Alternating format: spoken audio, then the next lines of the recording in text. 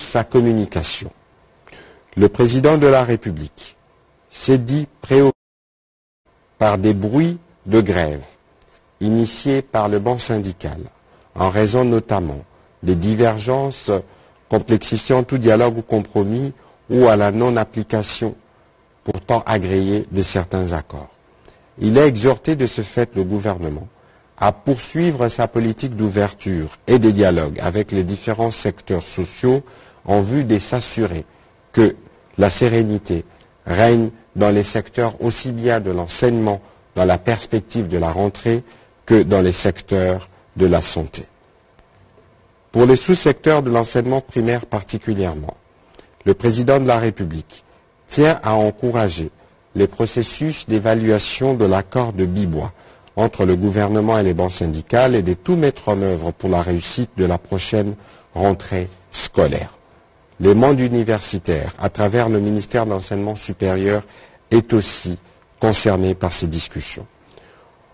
Au sujet du secteur de la santé, le président de la République a formulé la même recommandation, à savoir le maintien du dialogue entre le gouvernement et les syndicats pour que ces secteurs ne soient d'aucune manière affectés par les mouvements de grève. Sous la coordination du Premier ministre, les membres du gouvernement concernés ont été chargés, chacun en ce qui le concerne, d'accorder à cette question le bénéfice de l'urgence et à préparer un rapport circonstancié au prochain Conseil des ministres. Le deuxième point de la communication du président de la République a porté sur les activités minières illicites dans la province du Haut-Touélé. Le président de la République a été informé des activités minières illicites dans la province du Haut-Touélé, où il est signalé la présence des sujets étrangers exploitant les minerais d'or au moyen d'engins lourds. Ces activités minières illicites s'effectuent soit dans les zones d'exploitation artisanale en complicité avec les coopératives minières qui laissent les étrangers accéder avec des engins lourds sur les sites, soit dans les périmètres de recherche non encore transformés en permis d'exploitation ou encore dans les aires protégées. Le président de la République a rappelé que ces pratiques violent les dispositions du Code minier relatifs à l'éligibilité et à l'exploitation artisanale et celles ayant trait aux aires protégées.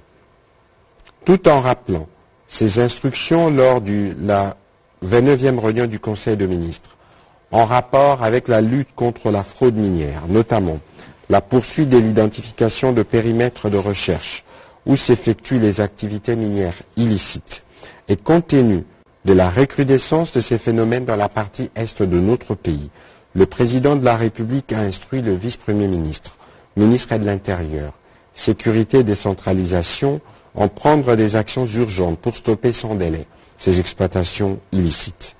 L'implication étroite de la ministre de la Justice ainsi que celle des Mines a été requise par le président de la République afin d'initier une mission d'enquête sur les activités illicites dans cette partie du territoire national et de les faire rapport assorti des recommandations au prochain Conseil des ministres inclusif. Dernier point de la communication du président de la République, portant sur les efforts pour un budget pro-investissement et pro-social. Le président de la République qui suit, avec intérêt, le processus d'élaboration du projet de budget pour l'exercice 2023, a recommandé que ce budget soit significativement axé sur la programmation des dépenses d'investissement dans les secteurs sociaux de base, notamment la santé, l'éducation et le développement rural, ainsi que dans les secteurs des infrastructures d'intégration nationale. Il devra en outre inclure le soutien à l'entrepreneuriat local via la dotation de moyens conséquents pour soutenir les activités d'investissement des jeunes entrepreneurs afin de contribuer à la création des emplois et à la richesse nationale, source d'amélioration du bien-être collectif. Il est donc attendu, lors de son exécution, une intensification des actions d'acquisition des équipements dans les domaines de l'énergie, de la santé, de l'éducation et de la construction des infrastructures, dans la finalité vise l'amélioration sensible de conditions de vie des populations sur l'ensemble du territoire national. Le gouvernement a été encouragé à fournir plus d'efforts pour élargir l'espace budgétaire.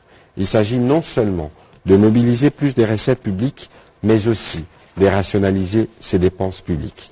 Cette rationalisation, a insisté le président de la République, passe impérativement par la réduction du train de vie des institutions publiques de façon à réduire substantiellement les dépenses courantes au profit des dépenses d'investissements sociaux et structurants. Sous la supervision du Premier ministre, le ministre d'État, ministre du Plan et le ministre d'État, ministre du Budget ont été chargés de veiller à ce que cette priorité d'investissement soit prise en compte dans l'élaboration du projet de la loi de finances pour l'exercice 2023. Le ministre de la Défense a signalé que depuis le vendredi 5 août 2022, un groupe de jeunes se réclamant de la lucha passe jour et nuit devant les installations de la MONUSCO à Kiwanja. La relève est organisée et se relaye depuis le début des manifestations afin de maintenir la pression pour obtenir le départ de la MONUSCO de leur entité. Face à cette situation, les éléments de la MONUSCO sont en difficulté de ravitaillement de leurs collègues basés vers le pont Rwanguba, dont la mission est de fixer l'ennemi M23 et alliés vers Kabindi. Les instructions ont été données à la police nationale pour s'assurer que c'est cette situation. La gouverneure de la Banque centrale du Congo a fait l'économie de la situation du marché de change de biens et services. Elle a indiqué que l'économie nationale reste résiliente face aux effets de contagion de la guerre en Ukraine et de la pandémie à Covid-19.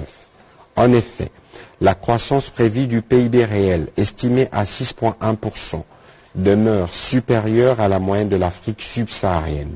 Elle est principalement portée par le dynamisme du secteur minier. Les rythmes de formation de prix s'est globalement maintenu à son niveau de la semaine précédente, attesté par un taux d'inflation hebdomadaire de 0,2%, portant les cumuls annuels à 7,1%.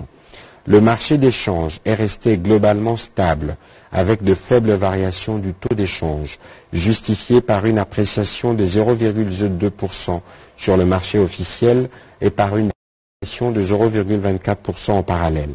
En cumul annuel, la monnaie nationale a perdu près de 0,9% de sa valeur au parallèle face à une dépréciation de 0,3% à l'indicatif. Les réserves internationales gravitent autour de 4,2 milliards de dollars américains, soit un niveau correspondant à plus de 2 mois en termes de couverture d'importation de biens et services. Face à la persistance des pressions inflationnistes à la suite de l'envolée des prix de produits pétroliers et céréaliers à l'international, la gouverneure de la Banque centrale du Congo a rassuré le Conseil de la poursuite de la coordination des actions au niveau de la politique budgétaire et de la politique monétaire, ainsi que du maintien du pacte de stabilité. Le Conseil a pris acte de ce rapport. Le ministre de la Justice et garde-sceaux a fait rapport au Conseil sur les actes attentatoires à l'ordre public, à la destruction de certains sites et biens de la mission des Nations Unies en République démocratique du Congo.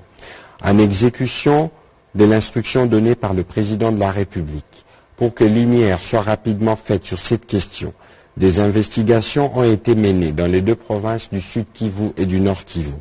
La procédure en cours est à la constatation des faits, en procédant notamment à l'autopsie sur les dépouilles des victimes, en plus de l'identification d'une centaine de personnes blessées durant ces manifestations.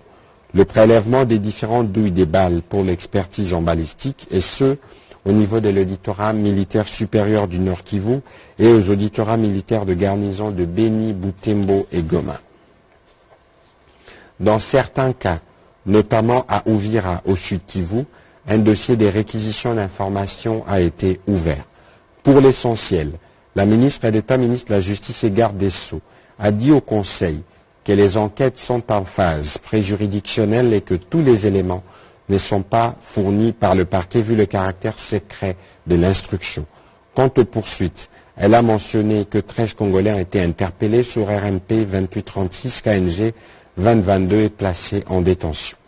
Avant de clore son intervention, la ministre d'État, ministre de la Justice et garde de Sceaux, est revenue sur l'urgence de réhabiliter toutes les prisons et les lieux carcéraux pour éviter la situation qu'on a déplorée il y a quelques jours à la prison de Butembo.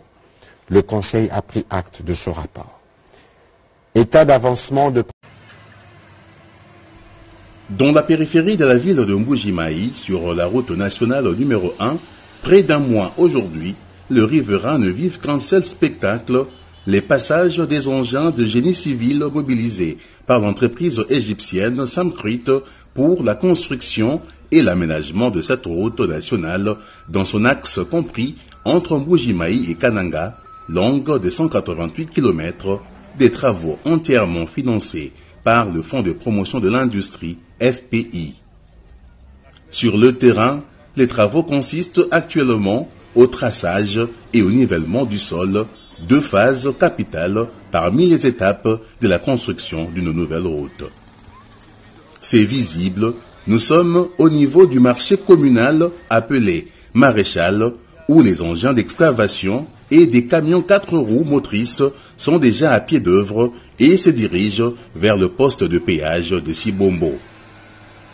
La modernisation de cette route va faciliter les échanges commerciaux entre les deux grandes villes du Kasaï, mais aussi elle va désenclaver cette partie de la République démocratique du Congo des autres provinces du pays, comme l'avait déclaré le directeur général intérimaire du FPI, Jean-Claude Kalenga Makonga, le 15 juillet 2022 lors du démarrage des travaux. Pour le FPI, la matérialisation de ce projet s'inscrit dans la vision du président de la République, Félix Antoine Tshisekedi Tshilombo, qui ne jure que sur l'intégration et la connectivité des 145 territoires nationaux du pays.